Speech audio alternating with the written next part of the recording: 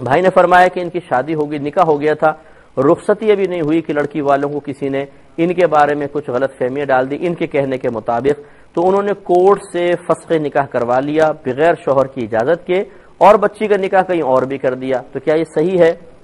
دیکھیں، اگر آپ سچ کہہ رہے ہیں کہ واقعی آپ کا کوئی مسئلہ نہیں تھا، صرف غلط فہمیاں تھیں، تو یہ کورٹ کا خلا یا جو خلا لوگ کہتے ہیں، یہ فسخ نکاح ہوتا ہے ویسے، یعنی فسخ مانے ختم کرنا،